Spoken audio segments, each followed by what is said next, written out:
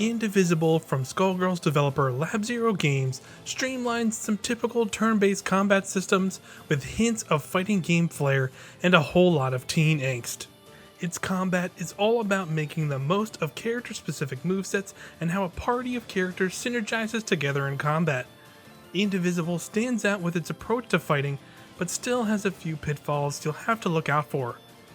Journey with Ajna and her crew of outsiders to save the world from an ancient threat, while also learning to grow up into a hero she needs to be.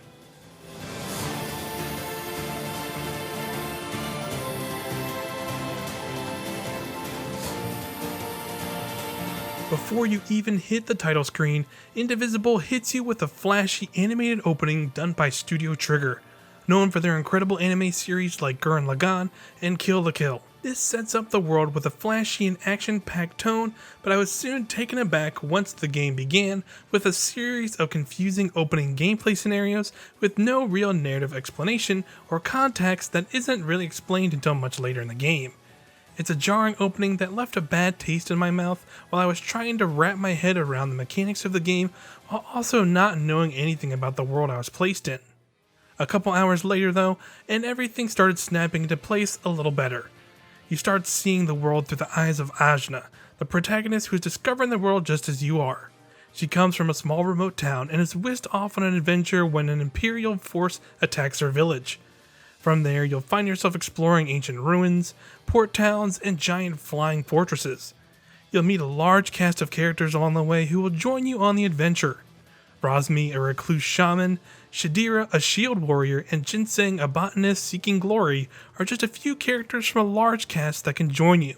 Combat started becoming more interesting and varied as I learned how to better manage my party members.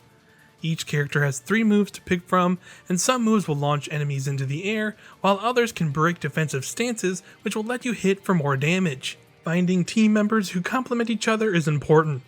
Standard battles can get challenging but not insurmountable, and a lot of boss battles have specific mechanics to defeating them. Outside of combat, you'll explore Metroidvania-inspired environments.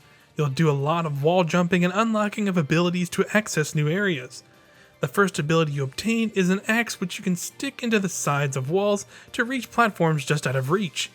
There's also a dash that lets you smash through certain colored walls if the Metroidvania inspiration wasn't clear enough. You'll obtain these abilities pretty quickly throughout the main story, but they're only used for outside of combat, which feels odd considering they're mostly weapons. As I continue to unlock more traversal options, like smashing an axe into a wall or bouncing around on a spear, I felt like the complexity of all these moves could have just been serviced by giving you a double jump instead.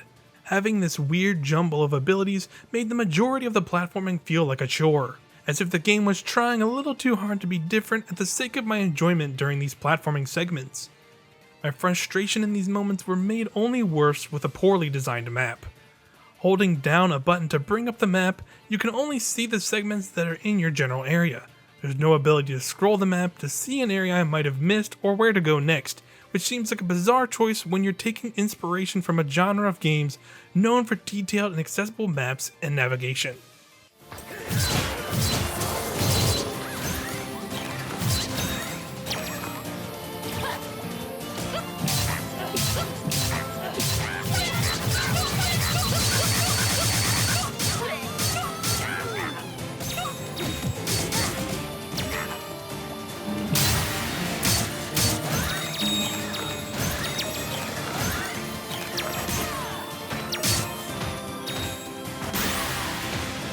Indivisible shines when in combat.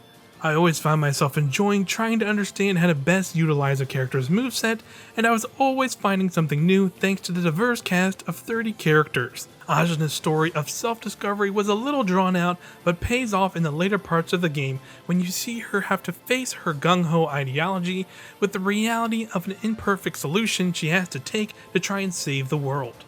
I ultimately wish some of the other parts of the game held up as much as these aspects did, but the story and combat still make it a ride worth taking.